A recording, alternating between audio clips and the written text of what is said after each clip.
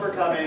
My name is Phil Johnson. I'm the president of the Amherst Alumni Association of New York, and we're really grateful to have all of you all here tonight.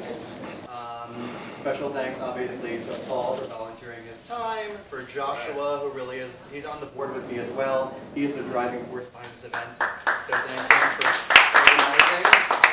And just, if you have any other ideas for events you'd like to have, or speakers who you know who are alums from your class, who maybe want to give a little talk, you can always email them to me as recommendations, and we're always looking for other ideas for alumni who might have interesting things to offer to the alumni community in the city. So with that, I have the pleasure of introducing Jeffrey Wright, 87, who will do a more formal introduction. Okay. Thank you. Cool. It's great to be here. I'm here to introduce Paul, but I'm an actor, so I'm going to start off talking about myself. Because I'm an actor. So there I was. In Montrose, Colorado, coming back home from a feature out there with my kids. In the airport there, I saw a gentleman, saw a brother there, in a wheelchair, all decorated, triple amputee. And I walked over to him. He recognized me, and he struck up a conversation. He talked about his experiences at Walter Reed. He talked about those in my profession who had come by and spent time with me. He listed a number of very fine conservative white guys, and I thought that was great work that they undertook to use their time to try to provide some comfort to someone such as himself. But I asked myself, well, what am I doing with my time? I should be there as well. I had been working with a group that uses classics, Greek classics, Sophocles, Euripides, and the like, as conversations or conversation platforms around PTSD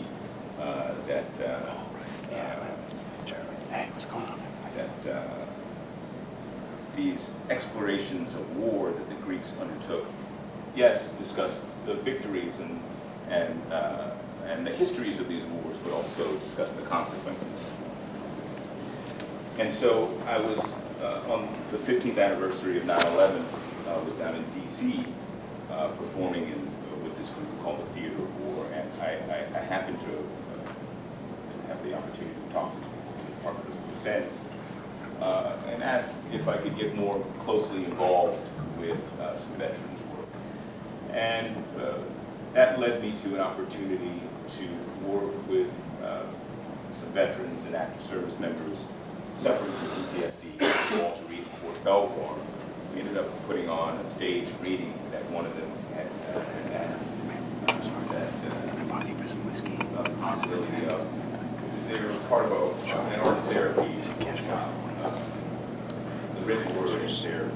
So I worked with them over the course of a few months. At the end of 2016, rather the end of 2016, just before the inauguration, we managed to get a theater in D.C. and put on a stage event. About 500 people showed up, and it was one of the most extraordinarily powerful experiences I've had in the theater, and I've had a couple of those.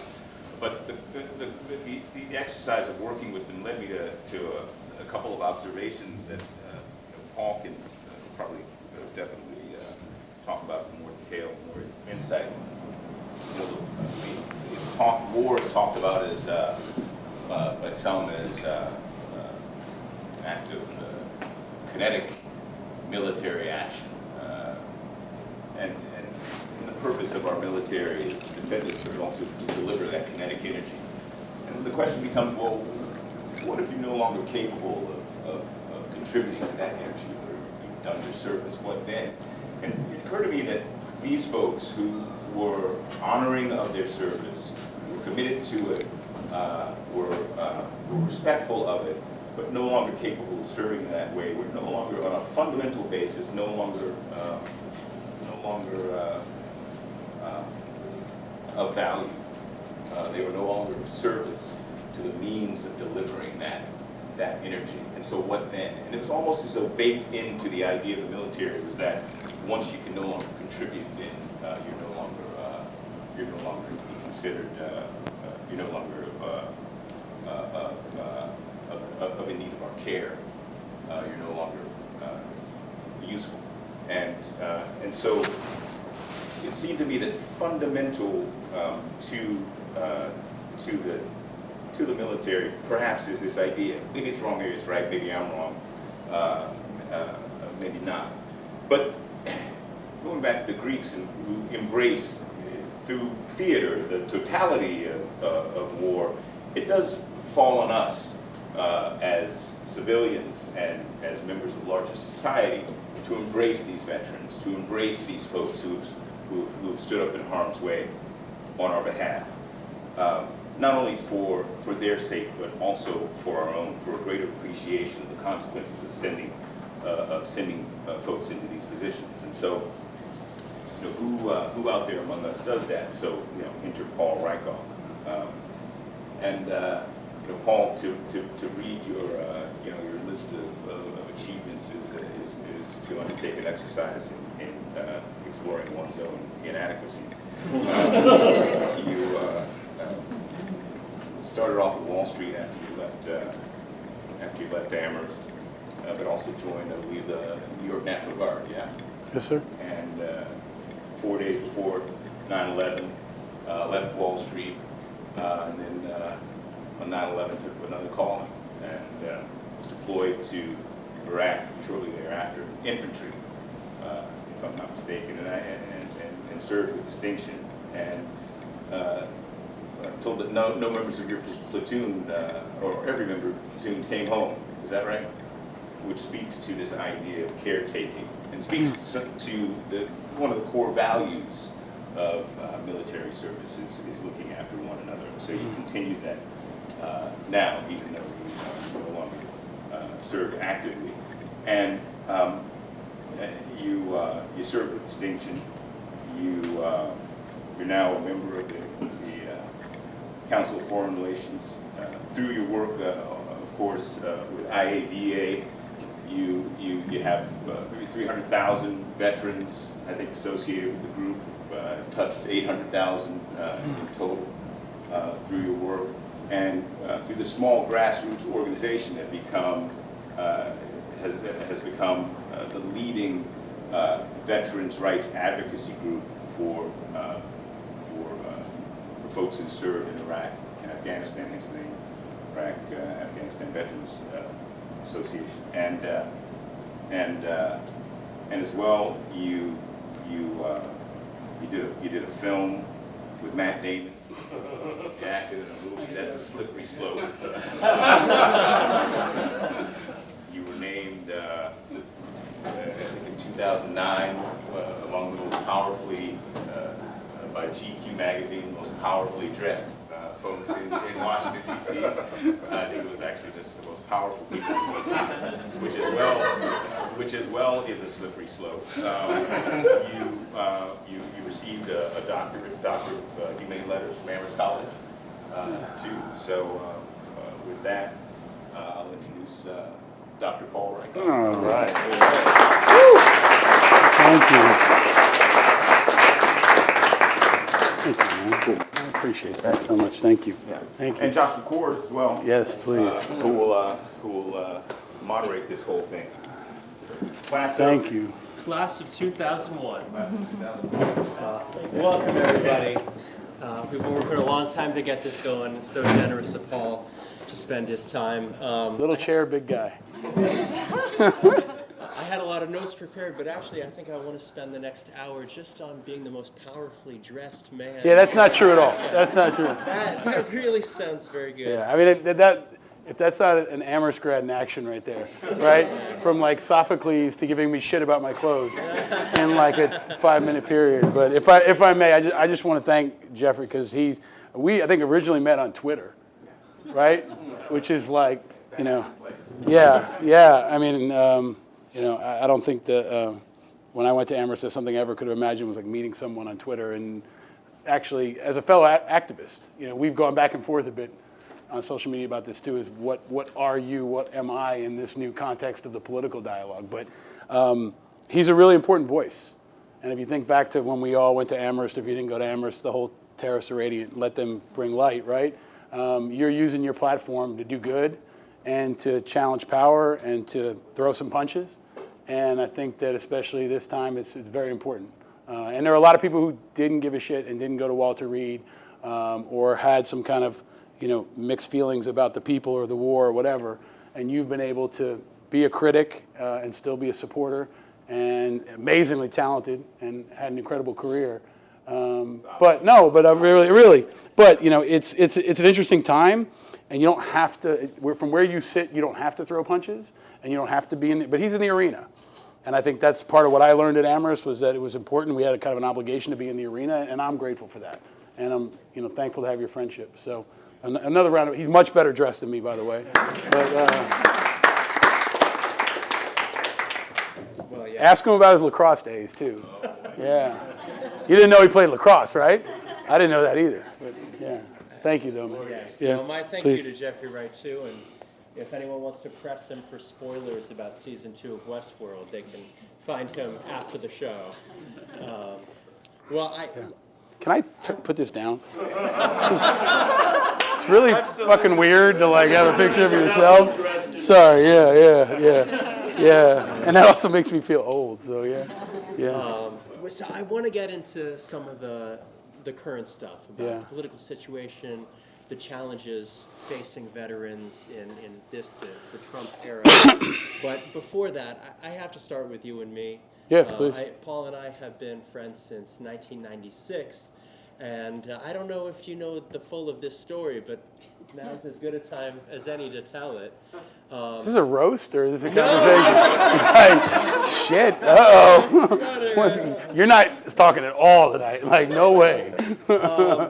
When I first got to Amherst, I'd been editor-in-chief of the high school newspaper. My intent was to get a slot on WAMH, the Amherst radio station. And I came, I schmoozed the news director. She said, "We love you. You got an hour," and I'm like, amazing. And I stepped into my dorm room, which was maybe 30 seconds old at that point, and the phone rang, and I thought, who the heck is this? I've never even been here. I pick up the phone, I say hello. He said, "Who the hell do you think you are taking my radio hour? You're not getting shit from me. In fact, you're not getting shit at all." And I was like, huh? I hung up the phone. 2 minutes later, I get a call from the news director. "We've rethought our decision, and we've decided to leave the hour with Mr. Paul Rieckhoff." And that is how I met by Paul Rieckhoff, by accidentally trying to take your hour and being the worst for wear. So I don't remember that. yeah. There's a lot about Amherst I don't remember, but yeah. Later in 2006, so 10 years later, we happened to be living about a block apart, and my brother, who is a journalist who has covered war in Iraq, was going to a party at Paul's house. I went there. I threw out the idea of volunteering for the organization, and lo and behold, I started writing stories about soldiers. Soldiers would tell me their stories. And I realized, whoa, as a journalist myself, there's really something here. I kind of fell down the rabbit hole, and 1 decade later, I had spent a decade telling soldiers' stories. It was really just a natural growth out of volunteering for your group, which is doing so much good for so many soldiers. So, Can I tell them how I met your brother? oh, yeah, please. So there I was. I was in Baghdad, Iraq. I had an infantry platoon. It was a very tumultuous time in Iraq. It's pretty much always a tumultuous time in Iraq. But at some point, I got a word from someone in our chain of command who was like, "Hey, there's a reporter here," and that would happen from time to time. And that's like being told you have a disease. Like, it's terrible. No one wants to hear that a reporter's coming and that you have to be assigned it. So I was one of the few people that I guess they felt was articulate. They didn't know where Amherst was, but they knew it was a fancy school and I had gone there. So at some point they said, okay, you're going to get this reporter. And we were assigned at that time a 60 Minutes crew. Right. Which is also like 5 guys with cameras that are like 5 times the size of that, and you're dragging them around the heat. So it's like dragging along a ball and chain. And at some point when he was on patrol, he said, so where'd you go to school? And I said, Amherst. And he goes, you didn't go to Amherst. And I said, no, I did. He goes, what the hell are you doing in the Army? And he was convinced that I went to UMass and not to Amherst, which we've all gone through a million times, right? And I said, no, really, and I was attached to a Florida National Guard unit, which is like very unlikely at that point for an Amherst graduate, especially at that time. But that's how we met. And then he mentioned to me that his brother had gone to Amherst, and he ended up following us around and got this story that you might be able to find online, but it was a 60 Minutes 2 story when the insurgency was first starting. And the story was like, is there an insurgency, right? Like, this is how long ago it was. And they managed to catch a story about 2 of my guys who snuck off on patrol and married Iraqi women, which was... When I was volunteering for Yeah. IAVA, doing this series of Through the Eyes of stories where... Oh, you did Blackwell's story, right? I did actually 2 different stories. Yeah. One was a soldier had been stationed in a hotel on the border with Syria, and he married the towel girl and took her back to Ohio. There was a lot of beauty in the course of a lot of ugliness. Yeah. There There was a guy named Sean Blackwell who met his wife Ahee on a patrol, and then it's a beautiful romantic situation, and they were torn apart by the Army, and then he later, after he got out, basically she was smuggled out into Syria, I think, Syria or Jordan, and he met her there on the border, and your brother also was there to film that, I think, either for 60 Minutes or someone else. Right. And then at one point they were living in a place called Baghdad, Florida. Well, They were. Life I mean, comes you full can't, circle. yeah. But they now live in the States, and they have children, and they're happy, and they're on social media, and they're very active as well, criticizing the direction of our country. But they're an amazing story. And maybe to bring this back, part of what Jeffrey touched on is I don't think people think about how much love is in war and love is in combat and generosity is in combat. I was at the Pentagon a few months ago in a meeting with General Mattis, who you all know who he is. He's not the mad dog that President Trump portrays him as. He's actually kind of a warrior scholar, and he's a very thoughtful, intellectual. And I was struck by how much he talked about kindness, and he talked about generosity, and he talked about love. And that is, I think the side of the story that we often don't get to tell, even if only the generosity or love between a unit and a type of selflessness that you really don't see that often. If there's one cigarette or one, inch of whiskey, whatever it is that's left, it goes around every single person in the unit before it's gone. Yeah. And I think that kind of love and connection is really important to think about in terms of the military, especially when it's being kind of posterized and cannibalized for political purposes right now. I think it's important to know that that's a part of it. Well, that's a good point. Okay, I mean, the first thing when you think of military in these recent weeks has been the parade. I mean, is this really something that folks in the military and their families want? A military parade? No. I hope that's not the first thing people think of. It might be, the latest in a string of, I think, unprecedented politicization of the military, which has always happened to some extent, right? The connection between politics and war is not new, but it's different now because such a small percentage of the population is served. So we're kind of an other. And there are so many people using us or talking about us or trying to speak for us. And I think that parade madness is just the latest example. We actually polled our members, and most of them don't want it. They think it's unnecessary. They think it's a waste of money. But also what they're sensitive to is there was a debate back in 2004, I guess it was 2009, I think, that whenever they announced Iraq was over at some point. They've done that a couple times. Maybe it was 2011. But Obama said Iraq's over, the war's over. And that was in December. And then St. Louis did a giant parade. They did a giant welcome home parade. And there was this national dialogue around whether cities and the country should do a welcome home parade because Iraq was over. Iraq wasn't over. That discussion kind of went away. But there's always been a discussion about a welcoming home parade at some point. That's different than a military active duty parade to bang on the drums and try to look like North Korea. So I think that what you're seeing is the military and the veterans population over and over again on some levels is a conscience for our country. And no matter what you hear about the support for one party or another, mostly you hear the military supports the Republicans.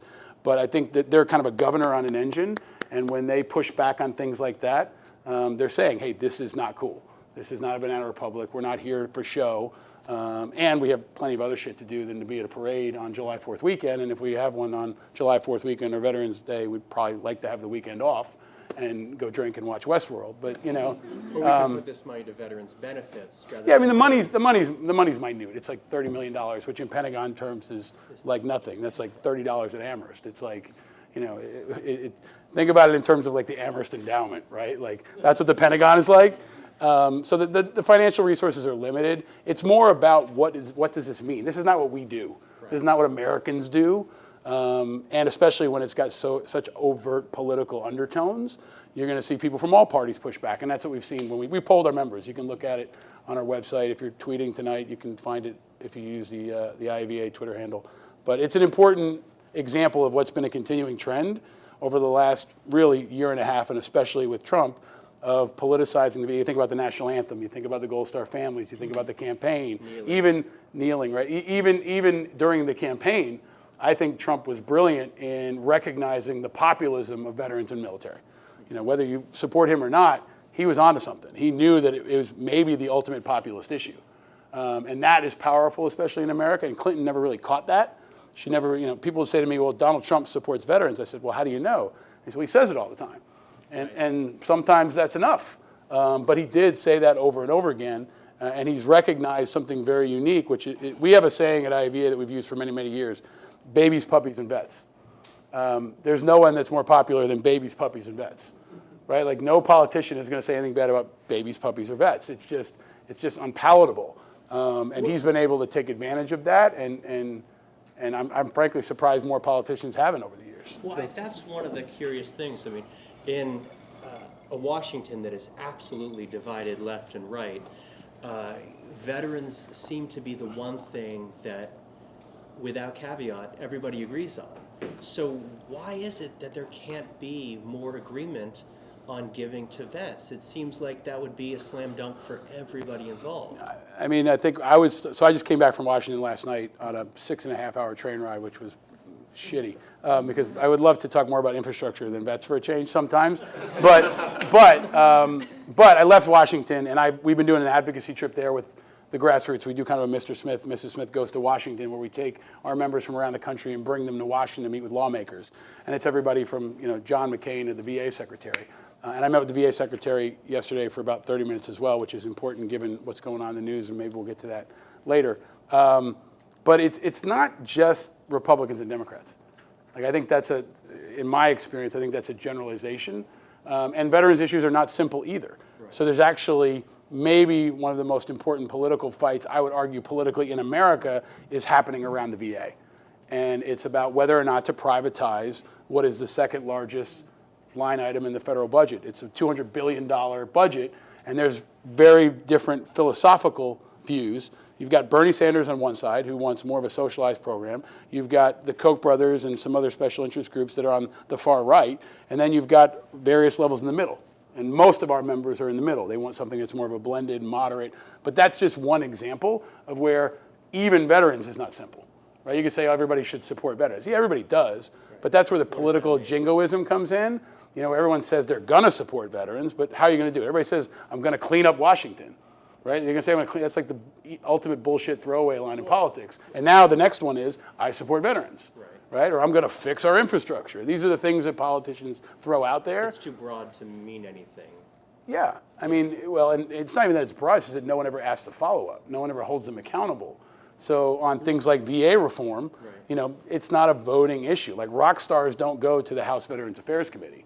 Right? They go to the Armed Services Committee. Maybe they want to be in the Budget Committee. So traditionally in Washington, veterans issues have been kind of backbench issues. Bernie Sanders loved to talk about how he was on the Senate Veterans Affairs Committee and he was the chairman. He wasn't the chairman because he was like a rock star for veterans. He was the chairman because he was an independent and he had a caucus with the Democrats, and the Democrats had to give him something. And the only thing that was left was the Senate Veterans Affairs Committee. Otherwise, you wouldn't pick a, extremely liberal, non-veteran named Bernie Sanders, who had never served, who's anti-war, right? It just wouldn't be a political choice. But that's at the time where the Senate Veterans Affairs Committee ranked. So you get people who are, less visible, less focused, less motivated. And interestingly, because we testified before them this week, not maybe 50% veterans.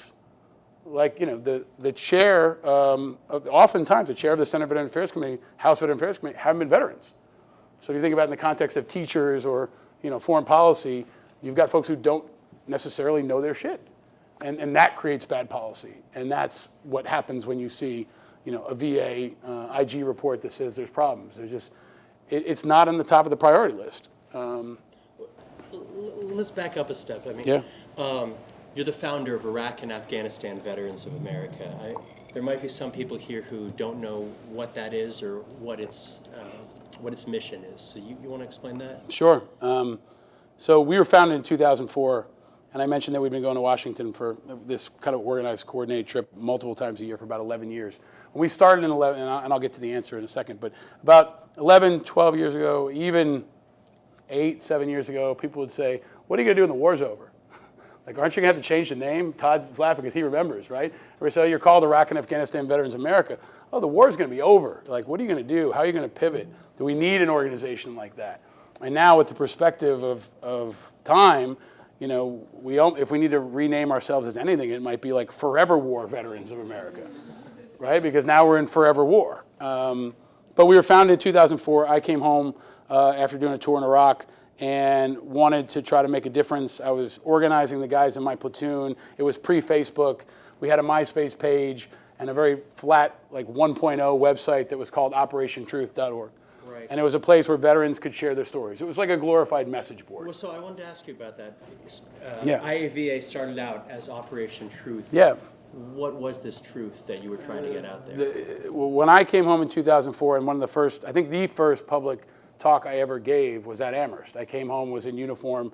Ben Lieber, the dean of students at the time, many of you may know, invited me to come back and talk to the students.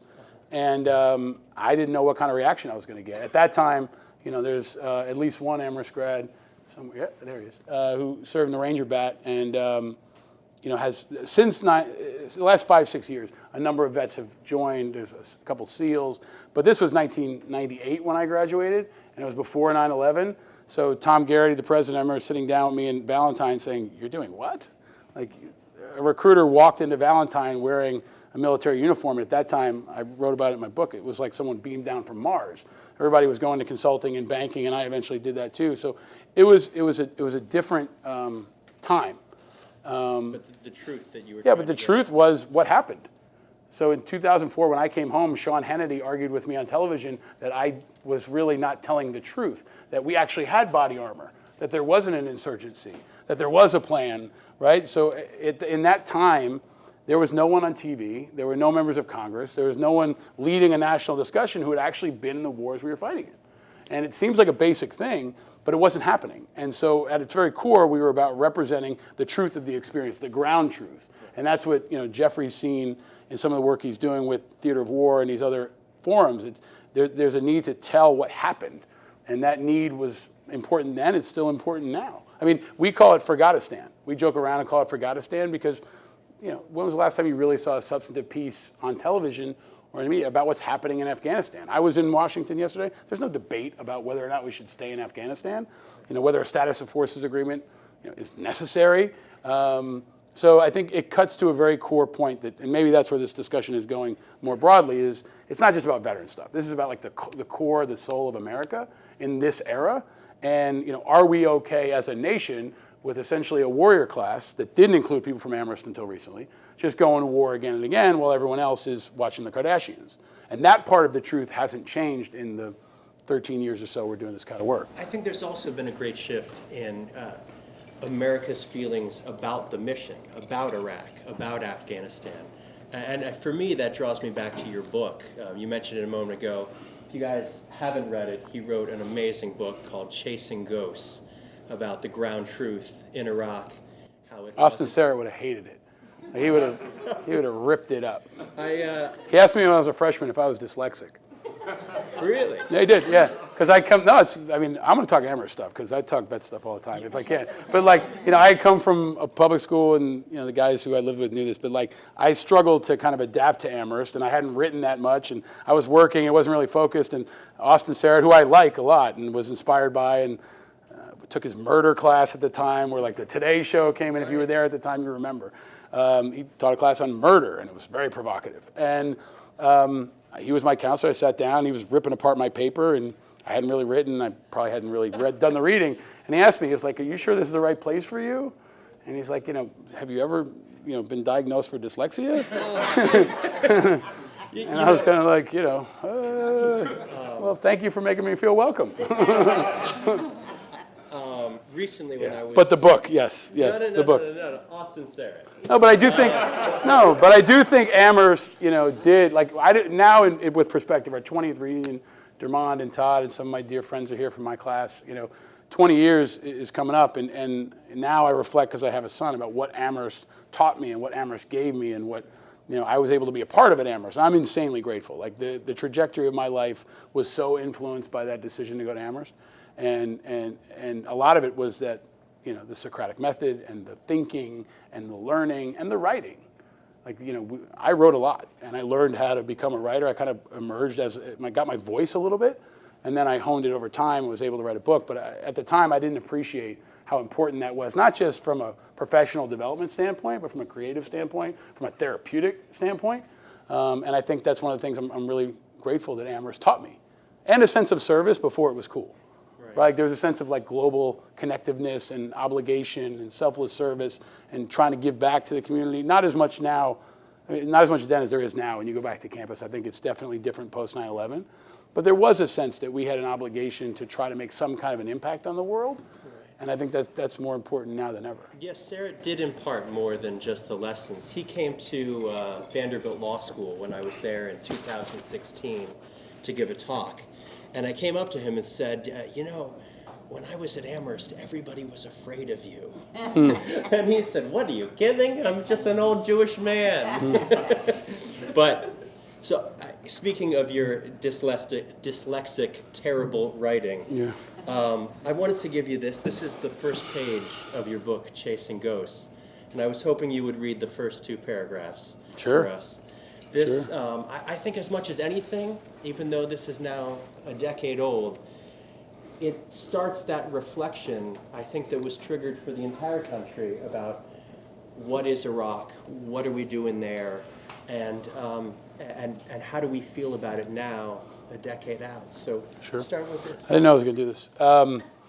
But context, 2006, May is when my book came out, and it was the 2-year anniversary of when I had given a response to President Bush's Mission Accomplished speech. So I got home in 2004. May 1st was the anniversary of the Mission Accomplished speech. Some of you may be too young to even remember that. But I was one of the first people to challenge and criticize the war and Bush in particular and the conduct of the war. And so 2006 is like ancient history. But chapter 1 is George Bush had better be fucking right. And I started with a line from Tim O'Brien. If you've never read Tim O'Brien, I highly recommend it. And if you want to start with the things they carried. It's really, I think, one of the most important pieces of literature, period, but definitely one of the seminal pieces of the Vietnam War. The Vietnam veterans feel like it's really important especially. And Tim O'Brien wrote, if you don't like obscenity, you don't like the truth. If you don't like the truth, watch how you vote. Send guys to war, they come home talking dirty. So I started the book with, George Bush had better be fucking right. That's how I began my journal on April 3rd, 2003, writing in pencil in an Army-issued notebook with mint green pages, leaning in on deliberate, hard letters. I underlined better and penciled over the words again and again until they wore through the tactically colored paper. On March 19th, just 2 weeks earlier, the United States had launched the first airstrike of Operation Iraqi Freedom. Troops on the ground had invaded Iraq the next day. I was now off to war for reasons I feared were bullshit. So now, 12 years later, it almost seems like what was a radical statement at that point has sort of come full circle. And I almost think that it was Donald Trump that did it. I mean, he stood up there in the Republican debates and said this was a mistake. In fact, he even tried to blame it on the Bushes, right? Said, you guys did this, and anyone's a weakling to go along with that point of view. The whole party switched with him, and I think a lot of Democrats earlier had come to the point of view that we love the troops, but this wasn't tactically the right approach. I mean, looking back on it now, I mean, I'm reluctant to give Trump credit for that, but I think what I will give Trump credit for is uniquely understanding populism. And so what he was recognizing is that the country was there. And that was most importantly because of the same reason we talked about the founding of IAVA, because of the veterans. Like, we came home and educated the country. We educated the country about the civilian-military divide, about what happened in Iraq. We were the default expert on Islam in some areas. I mean, we were really trying to make sense of this for America. And I think, under incredible pressure. I mean, for the young vets that are in this room, and maybe not so young anymore, you're kind of like a translator for a foreign language, especially a foreign culture, especially in this generation. So, I give, the vets who came home and the Vietnam vets who kind of created an opening for us. The Vietnam vets did something very, very important. Like, they got the shit kicked out of them, like publicly, personally, emotionally, physically. And the way they were treated was, it's unimaginable to me. But they ensured that when we came home, it didn't happen. And this was in the context of, George Bush, and John Kerry. So John Kerry's service was like crucified out in the open. So it was a very dangerous time to talk about your service. And it was politicized. So I think, Trump was just recognizing what, everyone else was afraid to say, that the country knew it was a mistake. And now, I think Afghanistan, generally, I don't know where the polling is, but now people have seen where that is. But the challenge becomes, how do you reconcile that with us? And how do we reconcile that? And a lot of our work has to do with mental health and transition assistance. And the moral injury of war is a critical part of this. And it's become that much more complicated for the people we work with and serve, because now that recognition is real. Well, when right? you Like look that back on Iraq and your service and your time there, I mean, do you feel comfortable with the idea that the mission was a mistake? Or Yeah. You do? Yeah. Yeah. More so than anybody else. Like, yeah. I mean, absolutely. I mean, I think it, in this time period, it's hard to frame things in terms of like how fucked up they are. Right. But I think, at the time, I thought it was the biggest foreign policy debate of our time. The biggest foreign policy blunder of our time. And now, we'll see, right? I mean, who knows what's going to happen with North Korea, but yeah, I mean, we hope. I never thought and this is taking me in the way back machine, like, I never thought we wouldn't find weapons of mass destruction. I was like, these guys are going to fucking put it somewhere. Like, there's no way they're going to have us invade a foreign country, send all these people, and not, like, even if there aren't any weapons of mass destruction, just plant them somewhere, right? Because I looked everywhere. We all looked everywhere. We were looking in basements and kicking in doors. And I never thought that they would not admit that they hadn't found them. But that was the level of hubris and incompetence and, ridiculousness at the time. And I think it goes back to a core element that is unprecedented in our society, which is the lack of connection to our military. If you don't have a social backstop, if it's somebody else's kids that are serving in Afghanistan right now instead of your own, you probably don't care that much. And that's what's, more than Iraq and Afghanistan being different, what's different is we've never fought this long with this small group of people and an all-volunteer military. So it's become the warrior class. And that is, I think, the part of all of this that's most dangerous for our country. And that's what doesn't get enough attention, in my opinion. I think there's another element, too, and I've noticed this when I've gone on radio shows and talked, as you know, doing radio and TV, it's like someone tossing bombs at you, and you suddenly have to juggle these questions and answer them in 15 seconds in a fully satisfying way. I got calls. We view it differently. Really?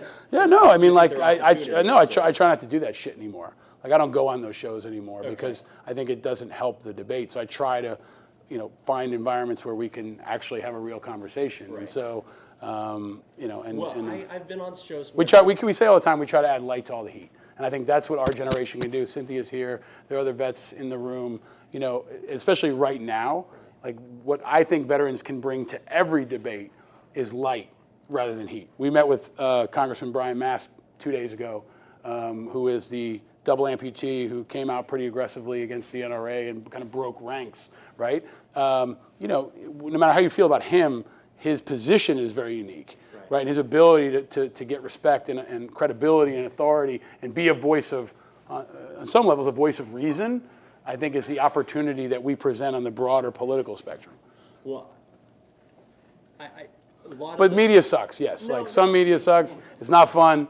Yeah. Some of these are actually really thoughtful exchanges. Yeah. But one call I got, I never will forget.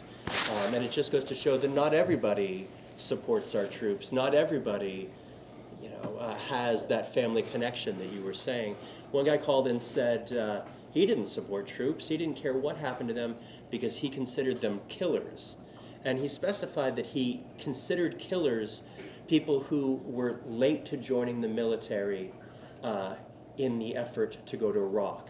He said by that point, they already knew it was a mistake. They already knew they were going to be part of casualties. So why should they be heroes to us? They seem a lot more to me like a killer. I was stunned in the moment and I kind of evaded very artfully. But that always stayed with me, and I always wondered what your answer to that kind of accusation would be. There's a lot packed into that. Yeah. That idea that like it comes from ignorance. It comes from ignorance, right? Like it's the same sort of ignorance that creates misogyny or Islamophobia or racism, right? I mean, it's grounded in ignorance, and that's I think an important part of what we've tried to do in the last year, especially, is communicate that we are not a monolith.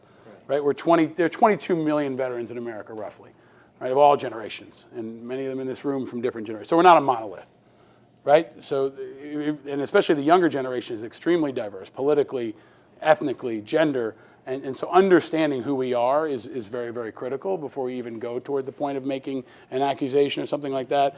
I mean, in the context of an Amherst environment, and especially given kind of the inspiration of Jeffrey's words, everyone always asks us, how many people we killed. Nobody ever asks us how many people we saved. Right. And that is, it comes from kind of the perpetuation of this idea of what it means to be in the military now, whether it's Full Metal Jacket or Hurt Locker. I mean, it's a perpetuation on some levels of a myth. And I think I'm going to flip this on you a little bit and say, we actually need more criticism.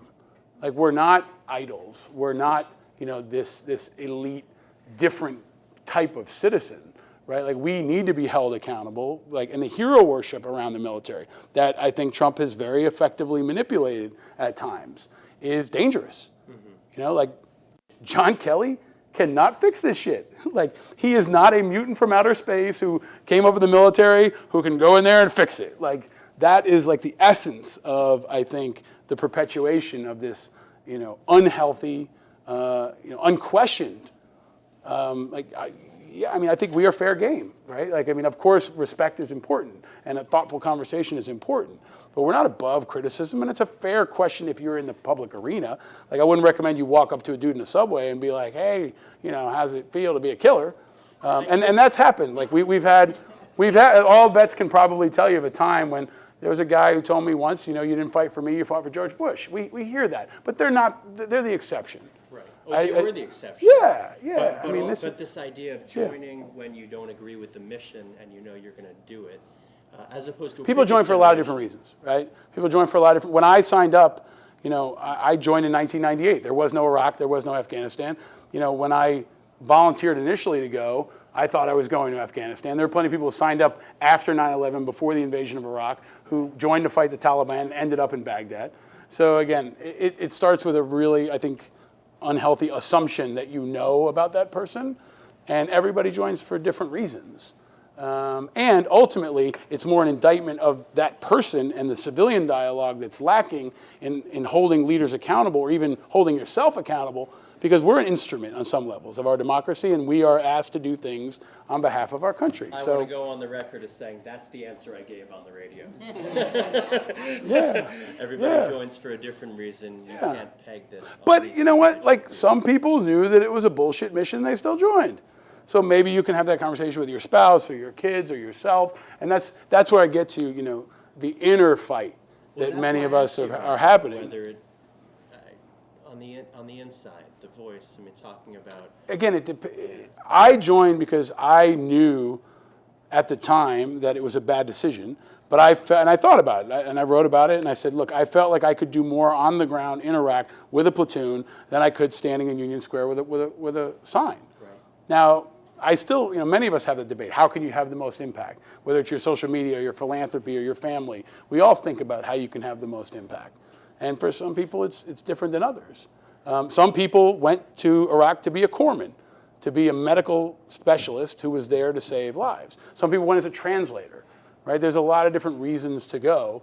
And again, it cuts to that very core, unprecedented, dangerous civil-military divide, where our country on the whole, including our president, and including more and more of our Congress, has never been so disconnected from our democratic instrument of war, right? Well, and I hope it also goes without saying that Paul not only saved people in Iraq, but you and your organization have saved people here by connecting them with resources.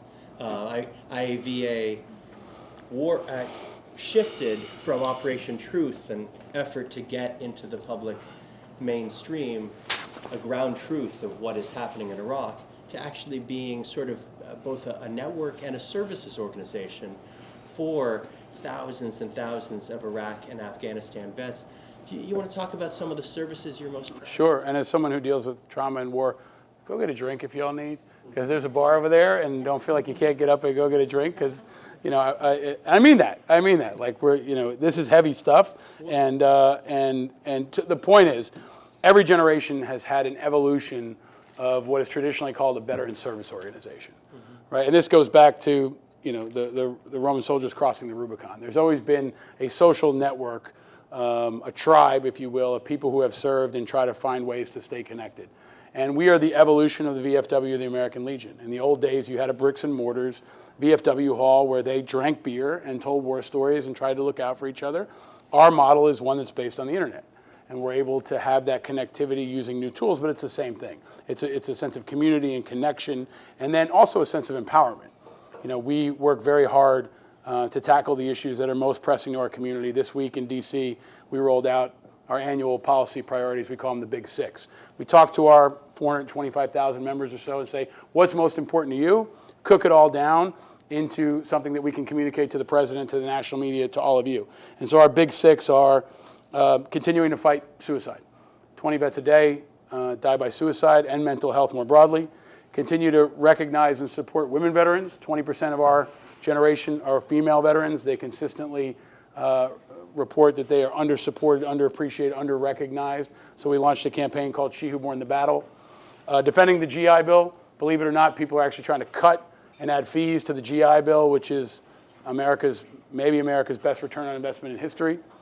Continuing to defend and reform government. That means VA, DOD, and all the different parts of government we touch. And then we have two what we kind of consider initiation campaigns. We want to break the seal and start a general national conversation. And that's burn pits, which is toxin exposures, overseas and in many different kinds of service. Medical waste, military waste is burned, just up in the sky. If you know about the 9/11 symptoms that have been associated with first responders, it's similar, maybe. But we think this could be our generation's Agent Orange. Over 80% of our members feel they have been exposed to burn pits and may have health effects. And the last is empowering veterans to access medical cannabis. Over 80% of our members, and they are diverse, they're about 45% Republican, about 30% Democrat, high percentage of Libertarian, a lot of independents, and their average age is about 31 years old. And they are, I think, a kind of a voice of reason on many issues, and this is a good one. Like, they feel cannabis is important. They feel like they carried a weapon and went overseas to die, and if they can use cannabis to treat any of their issues or ailments, they should have access to that. So those are the Big Six, and they're on our website.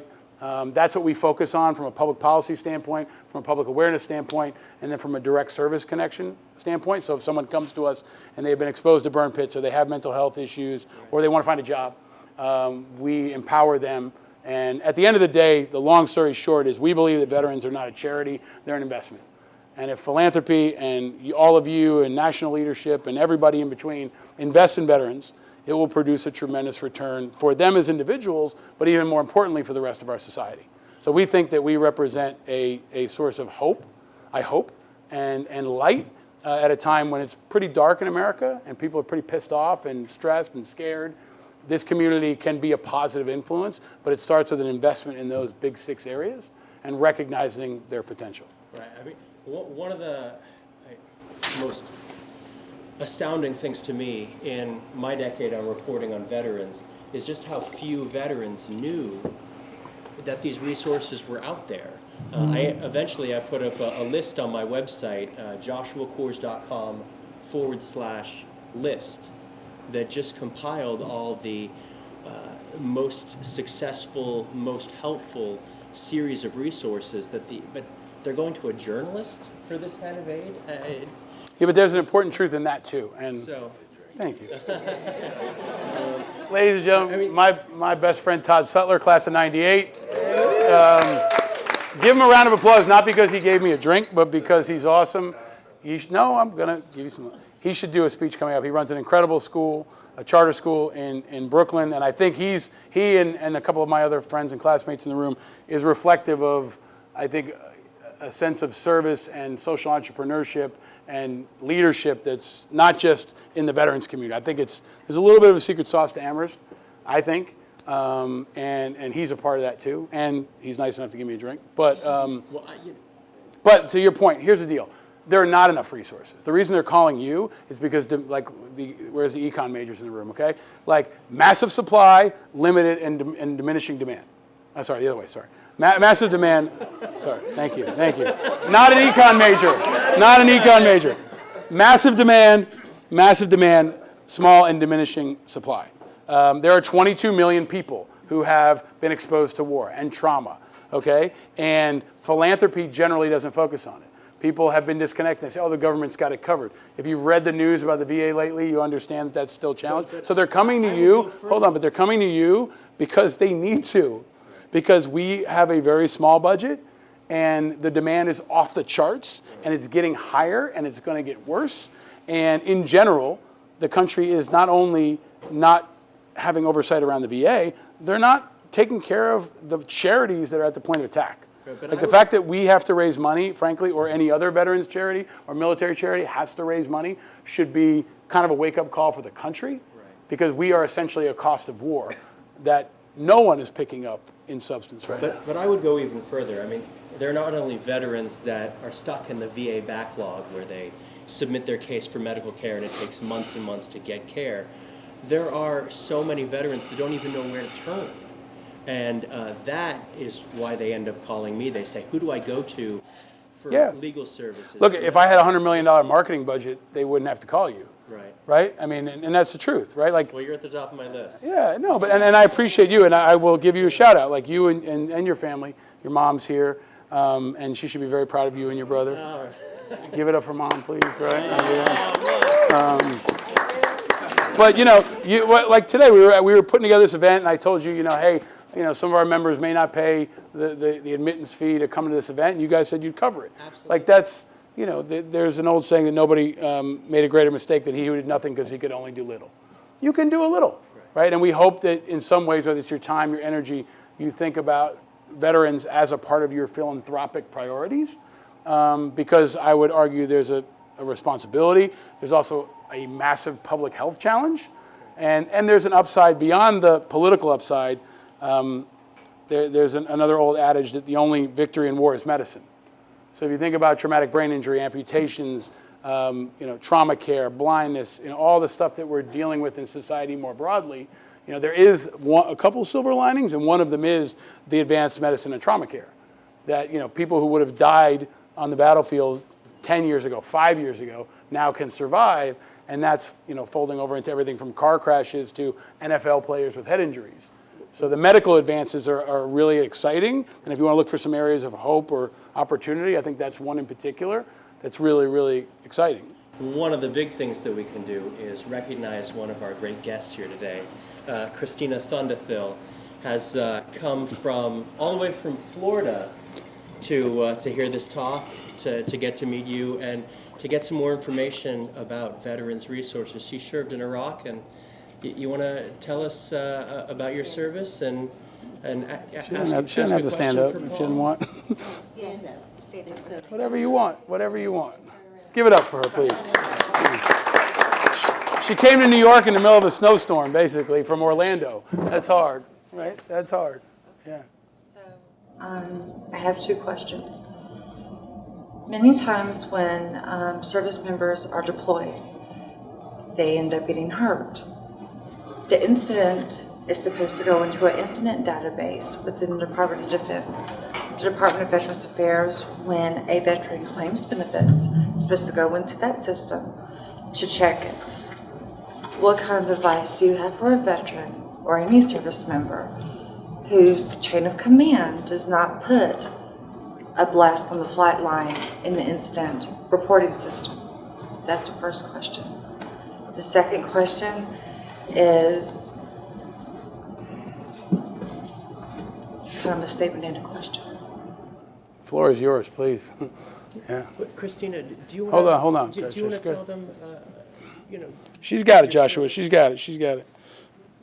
So when I served in Iraq, I was in Balad near the burn pits, and I had to burn the feces and urine of my entire battalion from 2 metal drums every single day with JP8, which is jet fuel. Jet fuel, yeah.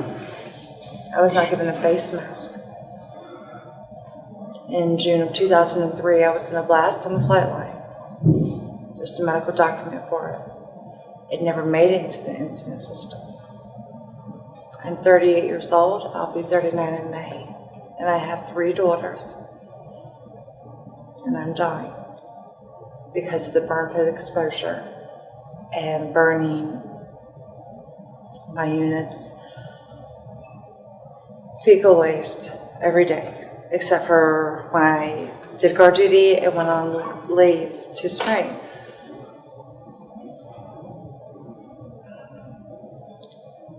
Because the VA didn't fix it, it's caused an autoimmune condition as well.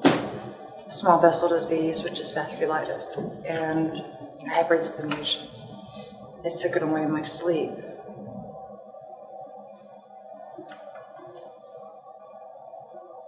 What kind of resources do you have to help female veterans and even male veterans that are suffering from lung issues from the burn pits and doing what we're told? Yeah. Those are my questions. Yep. First of all, thank you. thank you. So I've been doing this stuff for about, now 13, 14 years. What you did is really hard. And I'm not saying, this is not patronized, like just standing up. We talked before this, and you told me your story, and I know that it's very important for everybody in this room to hear this, but on a very basic level, what you're doing is so hard and important for you to share your story, that I want you to know how grateful I am, and how grateful I know the other veterans in this room are. To be the one to stand up and share your story is a very difficult thing, and it's a tremendous form of leadership and sacrifice, and I want you to know I'm grateful for it, and I know the people in this room are as well. We talked a little bit beforehand. I want to follow up afterward. I mean, on the burn pit issue, we need help. We need reinforcements. 80% of our 400,000 members feel like they have adverse effects. They are not as acute or far along as you seem to have, I think for the most part. But we'll talk afterward, and I'll see if we can find medical resources within our network.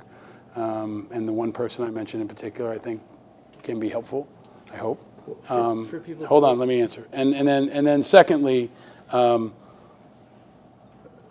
burn pits are our generation's Agent Orange, right? Like you all live in New York, and you're coming from. You all hear about the firemen, okay, and the firefighters and the cops. So I go and get an annual 9/11 first responder physical every year, and I went this year to get an X-ray. And there's a guy named Mike who takes the X-rays every year, and he said to me, and I recognized him, I saw him, and he said, "Hey, it's good to see you back." And he goes, "Yeah, there's not too many of us anymore." Like that's real. Like firefighters are dying. Cops have died, civilians are dying. Like the toxin exposures that we saw at 9/11 are real, and that is what, on some levels, we don't know what level, is going to happen for people who've served in Iraq and Afghanistan post 9/11. So, sorry? So burn pits are similar to what she described. When you're on a military base, it could be in Balad, it could be in Saudi Arabia. You've got a bunch of people living in kind of like a tent city, right? And you could have ammunition, human waste, medical waste, all kinds of shit. Body parts, right? And they're like, okay, we got to get rid of it. You're in the middle of the desert, you're in a remote area, you don't want the enemy to get it, so you assign someone, especially in the earlier days of the war, you throw jet fuel on it, you burn it off. Like you guys saw the Vietnam movies where you have a guy burning shit in a garbage can, right? Like that's the evolution of burn pits are now like a half acre or an acre burning nonstop, and you're sleeping in that, and you're breathing it in. And the cancer exposures, the cancer numbers are going up, and we don't know enough about it. So you can see on the way out, our entire section on burn pits has to do with research and expanded resources. But they didn't recognize Agent Orange till I think decades later. Presumption for Agent Orange at VA didn't happen until after 2000. Then there's something called Gulf War syndrome, which was another kind of toxin exposure thing that people, decades later. So on the macro level, you just educated a lot of, it's Amherst, I hope, a lot of influential people who now know about burn pits and can stand with us. On a policy side, we're going to fight for it. On an individual side, I hope we can connect offline. But look, guys, you're not off the hook, right? Like this woman was brave enough to step up. She's got 3 kids. She's got real health issues. Amherst community is strong. So I hope that before you leave tonight, you have a lot of business cards and phone numbers, and the people in this room will help you beyond what I can do. But it's a long story for us to tell. I think you're very brave in telling it. I'll do all I can to support you, but I think the other folks in this room will as well. And important to note too, our organization is 20% female. We talked about this a bit too. Our leadership's almost 45% female. I'm going to call out Cynthia Fana, who's in the back of the room, who's an Army vet, who's a part of our leadership. But we have been ferociously focused on recognition and support for women veterans. One of the most important fights we've got right now is a symbolic one, but it's a cultural one. Since last year, we've been fighting to change the motto of the VA. The motto of the VA, you're laughing because you know, right? So about 5 million people use the VA. Hundreds of VA facilities around the country, maybe you've driven by it. There's one on 23rd Street, right? Every VA facility in the country has a motto on the wall from Abraham Lincoln. And it was put on there, I think, in 1959, not when Abraham Lincoln said it many years ago. 1959, someone said we're going to put Abraham Lincoln's logo on the wall of the VA at that time, which wasn't a cabinet-level department, and it's for his widow and for his orphan, for he who borne the battle, for he who borne the battle. It's a sexist motto. It's not intended to be. Abraham Lincoln didn't say it to put it on the wall of the VA, but it's been on there ever since. And it's the phrase on the wall of your home. And women are going there for care, for recognition, and they feel oftentimes that they're not appreciated, that they're not understood, that countless stories of people saying that they think they're there for their husband, and they've been wounded and served and all the rest of it. But the point is, we've been fighting for this motto change, which seems like common sense, right? Like it was a private company, you couldn't have, unless you were in a niche market, like a gender exclusive motto. And right now the White House is blocking it. We've got buy-in from the VA, we've got a piece of legislation, we've got 18 veterans groups to support. The White House is blocking it.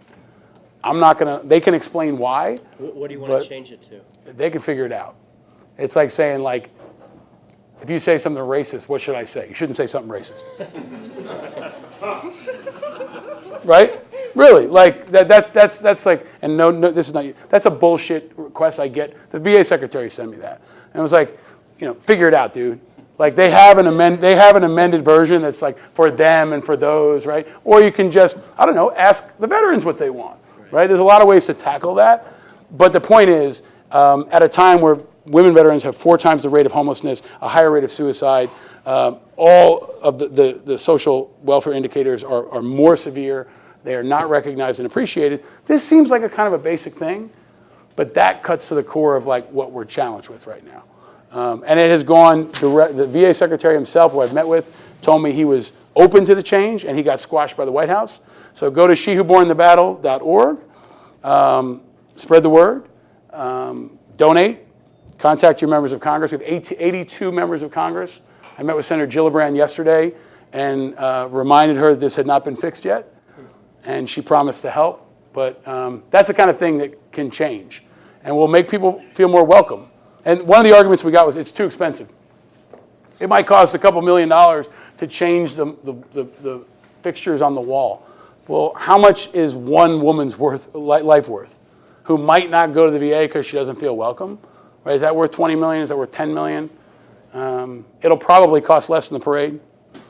I But, want to open yeah. this up to everybody's Please. questions, but before I do And that, thank you again. I want to thank Christina for her question, and I want to ask one more question about women's issues, because Can we throw it out to them?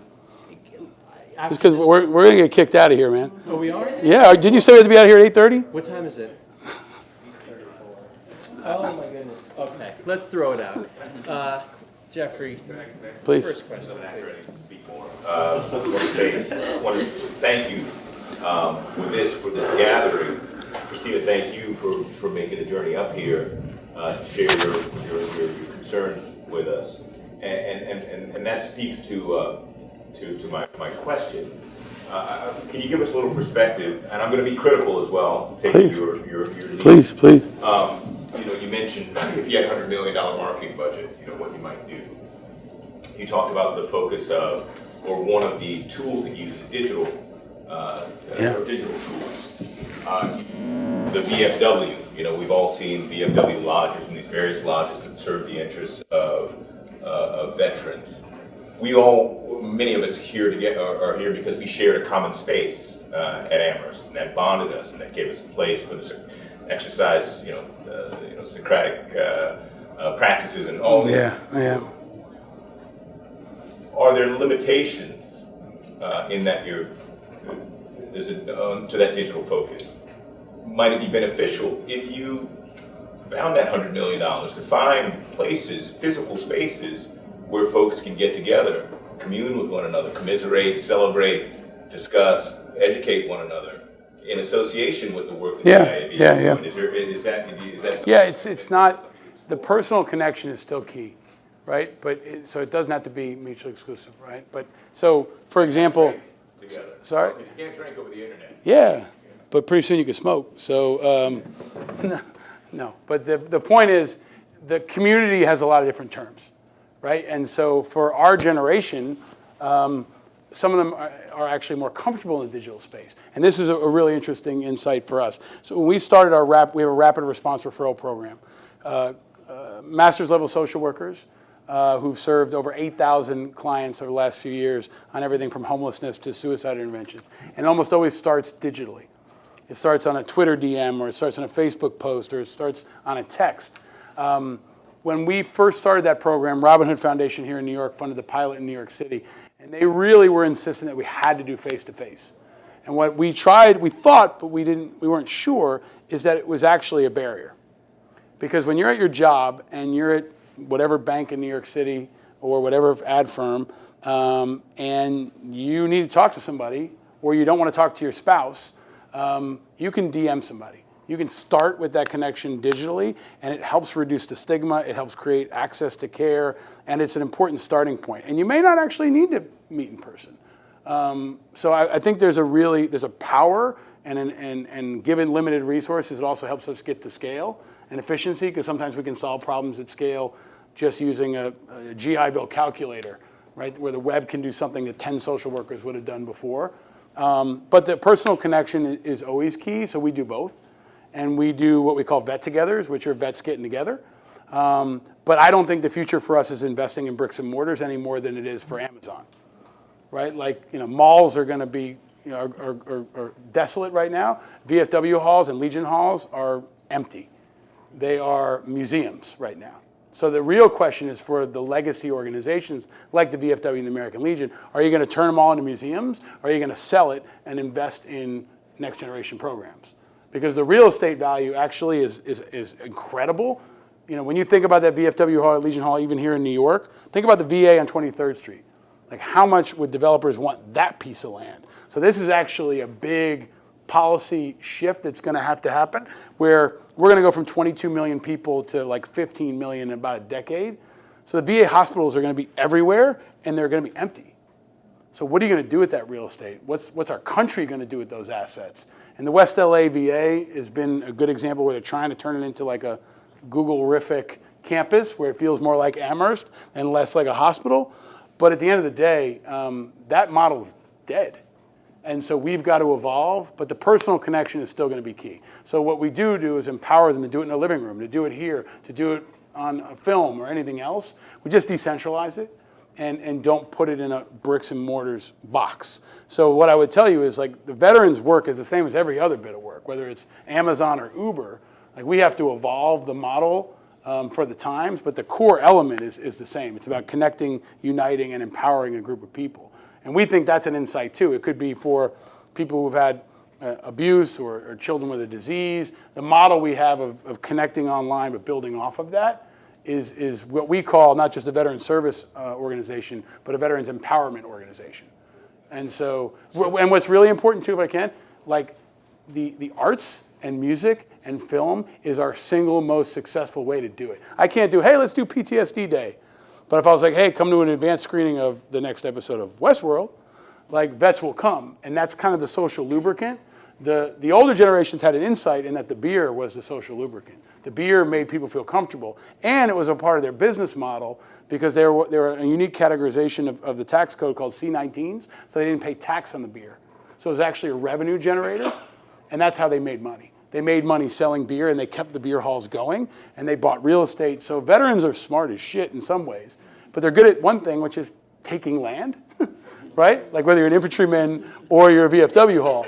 Think about it, right? And so there's an insight there, Jeffrey. And I'm not just saying this because you asked the question, but the secret sauce for us has been music, sports, arts. Like that brings community in a way that we can use as a bounce pass into the harder stuff. Well, I think maybe we should be suspicious of all of the benefits of digital technology. Yeah. You can deliver. Yeah. You can deliver goods digitally. Yeah. But you can't deliver interpersonal connection. No, it's 100% true. And what I found in working with vets that working with is that yes, the poetry and the active writing has been therapeutic, but I think perhaps equally so, if not more so, it's just coming together physically with a community of folks with like experiences and like needs who write together. Yeah. It's more so they're being together, or as much so. It's true. And the military is a very physical thing. It's like sports, right? Like there's a part of it that's about physicality and about being in proximity. So that's something that there's a great book by Sebastian Junger that he wrote, I think it's called Tribe, but it's about, the kind of social network evolution of veterans and trauma and what this means for our broader society. But that connection is lost broadly. But when you're experiencing trauma or you feel isolated, it's even more acute, right? And the social interaction, the social interaction can be an isolating one. It masquerades as a communal one. So and there's a part of this. $1 million, you could buy those failing VFW halls. They won't let them go. But there's also another piece of this that we think a lot about, which is veterans work in the context of a social movement.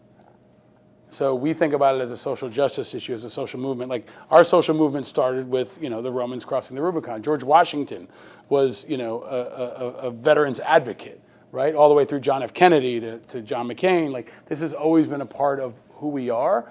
What's different about our generation is it used to be really internally focused. Like we hidden veterans halls. We have to turn it inside out now. We need you. We need everyone else because we're just so small in number. But if you look at it in the context of a social movement, whether it's a civil rights issue, suffrage, veterans have always been kind of this backdrop or this little bit of a spine or infrastructure to everything that's happened in this country. It's just not always out in front.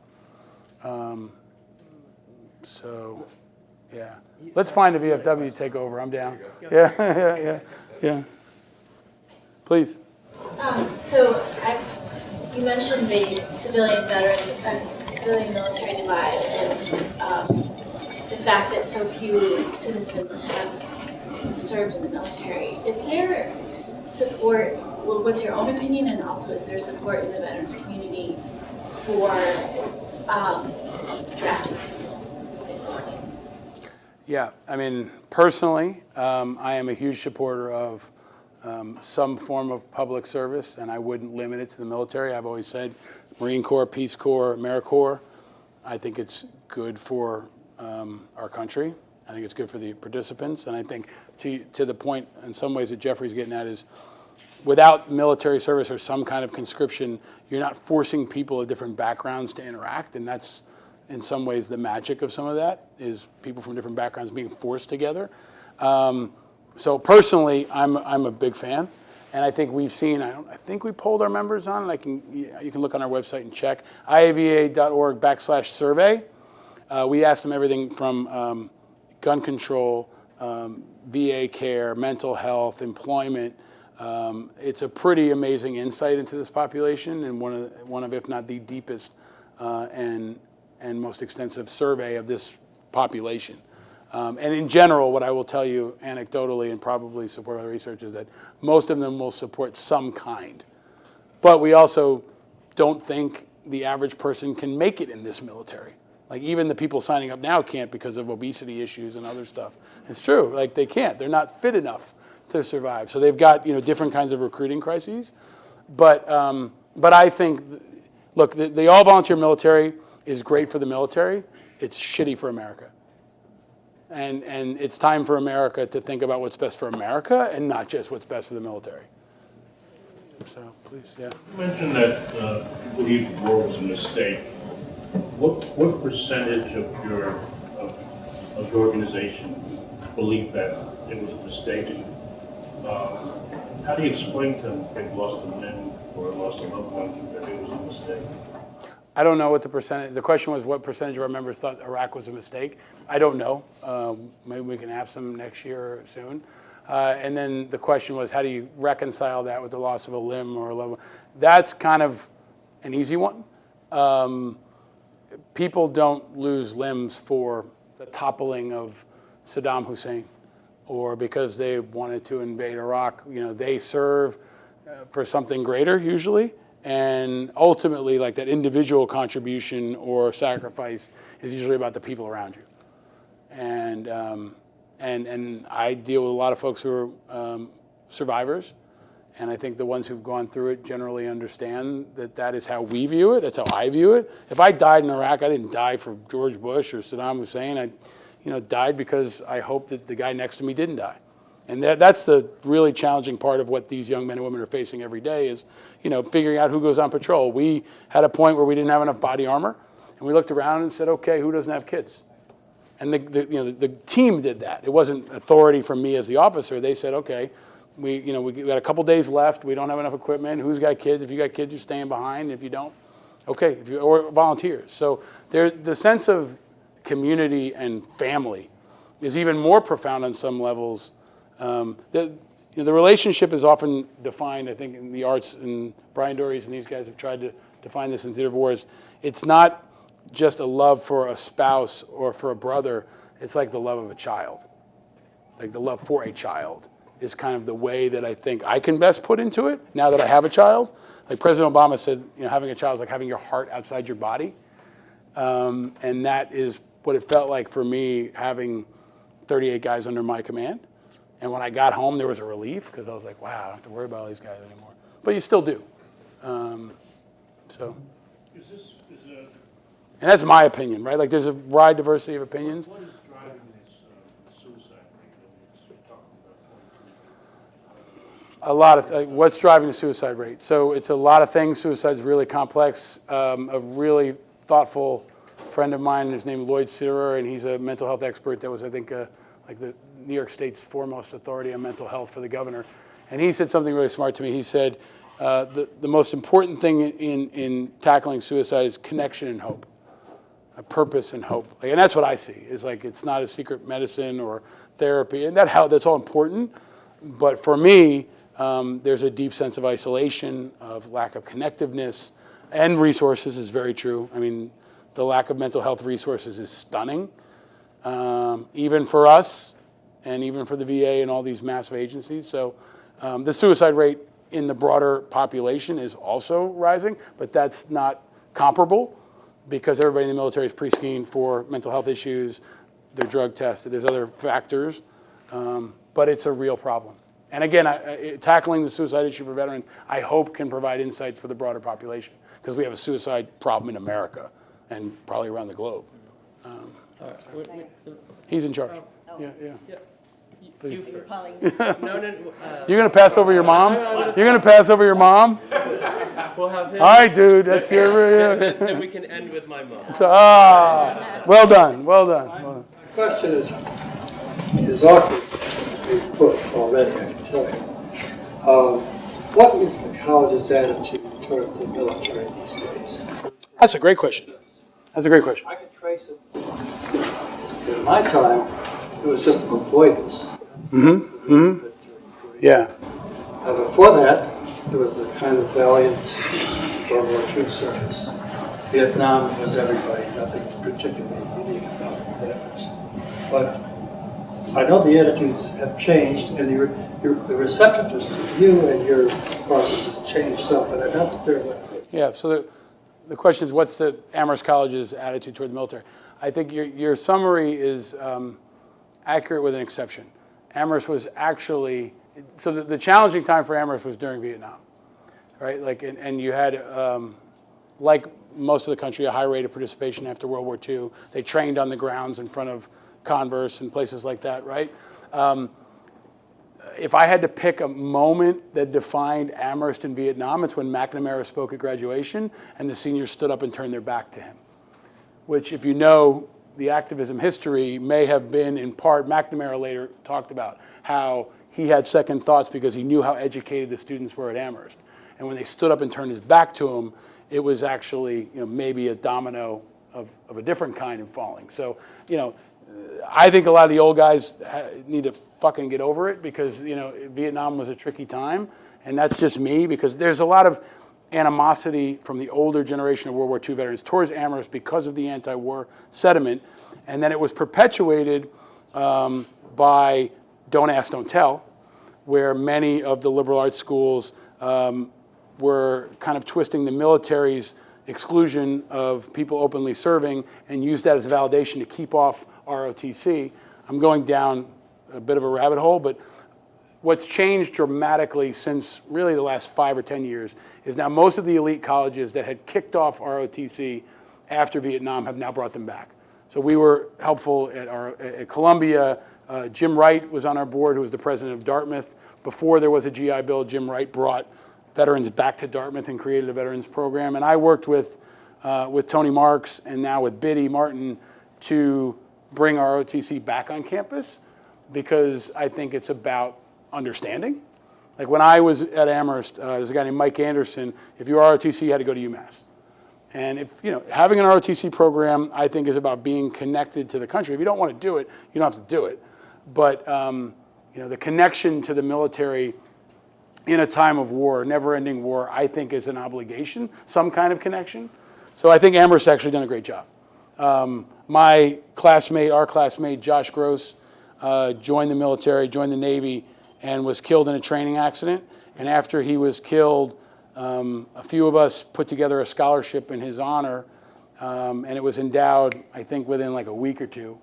A guy named Jacob Worrell was the first recipient of the Amherst Veteran Scholarship. Now I think they're a couple, right, like each year. And I think it's about, look, Amherst is always great at finding like the elite pianist, right? Or like, someone who has a really unique talent in science. And there was just this blank spot in our overall connection to the rest of the country. And I think they've done a good job and they've asked me to be a part of that. And I've always been treated well. I've always been respected. Amherst community, when I deployed, I was, I think, me and Mike Anderson were the only ones who had done it in like 20 years. And Dermond and Todd know. I mean, the Amherst community was there. They were great. And I think, again, we've been kind of part of a healing process with the college that was long overdue. And I hope that the World War II veterans can come back. But some of them are pissed off because Amherst let in women. Like, right? Like, there's a lot of shit going on in Amherst, right? Like, but I think they've done a good job. I think they were a little slow, but they got there. And again, it had to do with Todd Nichols was a year behind me, was a Marine Corps pilot, lacrosse player, also had a lot to do with that. But there's a group of us. Dick Hubert was another guy who was a pain in the ass for everybody for many years, but kind of dragged Amherst forward. And now you've got folks in this room who've, you know, served and then gone back to Amherst, I think, later. So it's important. Before your mother, what made you join in '98 prior to Just like two quick things. One was I wanted to give something back. I wanted to serve, and I wanted to learn leadership that I couldn't learn in a banking environment or somewhere else. I actually thought about the Peace Corps, or I thought about joining the military. And so I wanted to give something back. My father had served, my grandfather served, and I wanted to do something really fucking hard. Like I wanted to jump out of airplanes and blow stuff up, and it was 1998, and I kind of wasn't feeling banking and consulting, and you know I really wanted to try to test myself, and that's where I landed. And I think it had to do with my father was drafted during Vietnam. He lived in the Bronx. My grandfather was drafted in the same neighborhood in the Bronx for World War II.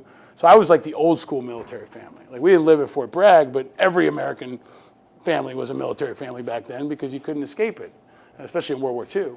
So that's what it was for me. I think everybody joins for different reasons. Well, we're going to end with my mom here. Yes. Okay, I heard. And thank you guys for hanging in with This us. has been great. I heard you talking fresh air about Bush's comments, bring it on. What do you think of Trump's comments about North Korea? About the Kim Jong, Just everything, his short whole and fat. attitude. Yeah. Just Rocket Man, yeah. Rocket Man. look, I mean, it cuts. It's not you. Well, it is unique to Trump in some levels. But there is kind of a flip attitude toward our military in general. I mean, you know, if it's like, oh yeah, just go into Syria or just, you know, bomb Iran or like whatever it is, it kind of comes from a really deep-rooted disconnect, I think, in our broader society. But his manipulation of the military in a political sense is on some levels brilliant, but on other levels just, you know, dastardly. And I think what he's doing by picking a fight, I think most of all, I always go back to the practical. Like, our military is tired. They are overextended. We have deep-rooted economic and infrastructure problems. There's some really good writing that I can tweet about later about North Korea. Like, we might be the Boer Wars compared to what North Korea could be. I mean, North Korea will be the likes of which we've never seen. Like, our forces there will be a speed bump. You know, Seoul will be gone. So, like, those of us who know, and especially those who've served in Korea, understand the stakes there. And I don't know if he fully grasps the stakes for our military, but also for the world. And if he did, he'd probably be less cavalier about it. Well, when you talk to Gillibrand, and do you discuss these things? Not this time, no. No, not this time. But I'll give Gillibrand a shout out. I mean, she's been great on the Zadroga bill and the 9/11 first responders, and that was an entry point into her to broader veterans issues. And you know, she took that forward. Yeah, I mean, and look, Congress has a lower, you know, percentage of veterans than ever before too. So a lot of them don't know shit. Like, they really don't. Like, some of them have a real, almost dangerous disconnect understanding. Part of what we do is educate Congress every year. So a whole new crop comes in every year, and we're, okay, this is the VA, it's different than the DOD. This is the Army, it's different than the Marine Corps. Like, very, very basic stuff, right? And especially from a budgetary standpoint. Like, nobody understands that the VA is, think about it, it's like $200 billion. I mean, it's the biggest health system in America. It's massive. And that's an area where I wish more members of Congress got a crash course. You want to watch your member of Congress dance? Like, ask them specific questions about VA. And very few of them can actually answer it. And they'll give you platitudes and bullshit. Ask them what the VA budget is. Right? Ask them how many people work at the VA. Like, those kinds of questions are important. And the only way they'll learn them is if you make them learn them. Yeah. Well, on that note, thank you so much to our class president, Paul Rieckhoff, for coming to Josh put a lot of work into this. Joshua put a lot of work into this, made it happen. And you really have been important in telling our stories. You did it for free. Like, you know, you performed a tremendous service to our community over the years, but also just the work you guys put into putting this together. Thank you very much for doing that. So round of applause for him, please. Thank you.